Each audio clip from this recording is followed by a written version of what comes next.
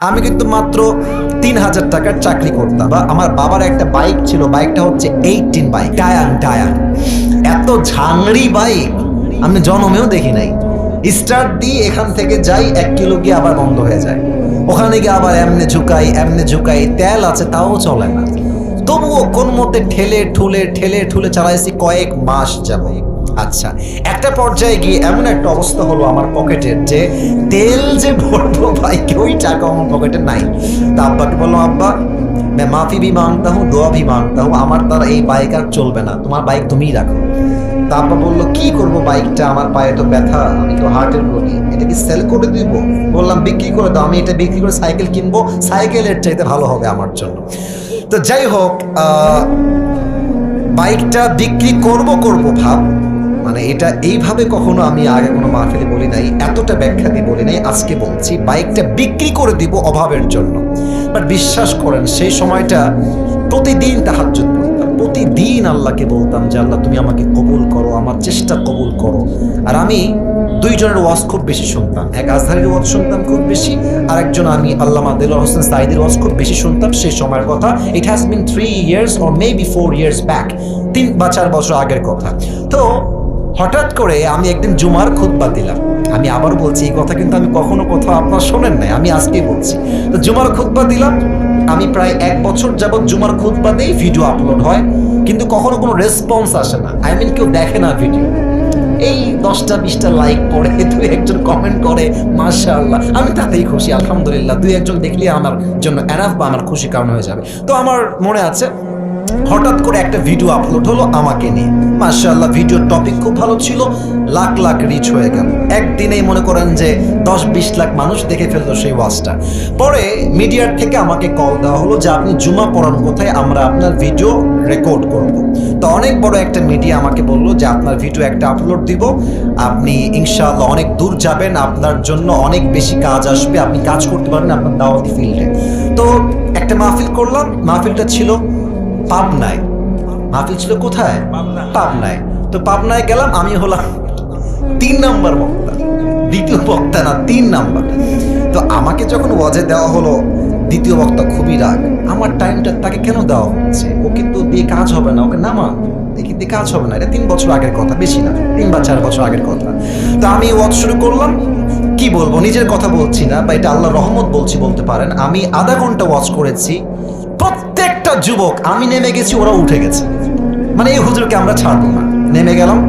সেটা আপলোড হলো ইউটিউবে। হঠাৎ করে একদিন আমার বাসা ছিল রাজশাহীতে, রাজশাহীর আমাদের মেইন শহরের বাসা, আমার আব্বা জুমার খতিব এবং আমার আব্বা একটা মাদ্রাসার প্রিন্সিপাল। তো আমি বাইপাস দিয়ে যাচ্ছি বাইক নিয়ে, ভাই আমার কাছে কিছুই নাই, বিশ্বাস করে না আছে টাকা, আর আমার 2টা সাদা পাঞ্জাবি ছিল, আর আমি যেই জুমার খুতবা দিতাম, জুব্বা যে পরবো, জুব্বাও ছিল না ভালো।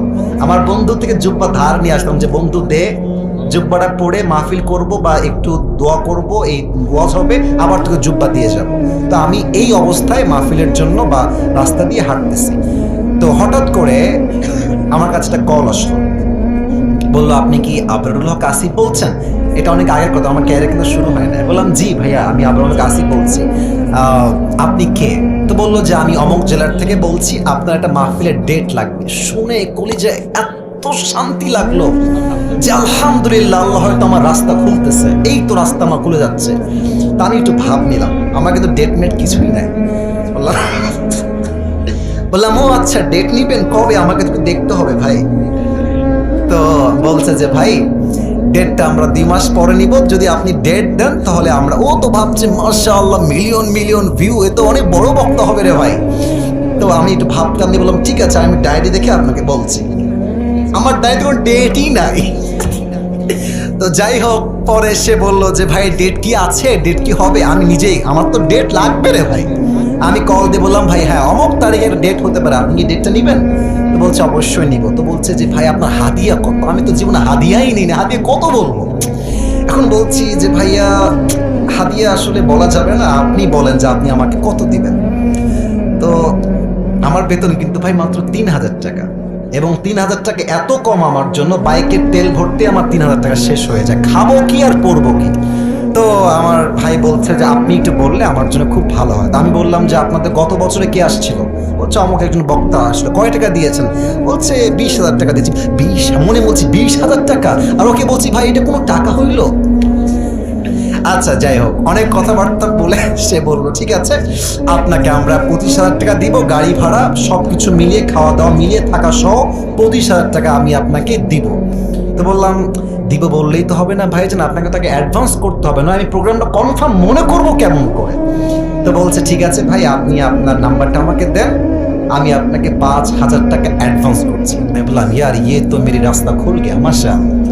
তো বলছে ঠিক আছে আমি আপনাকে দিচ্ছি, নাম্বারটা আমাকে পাঠান। তো নাম্বার দিলাম, 3 দিন কোনো খবর নাই।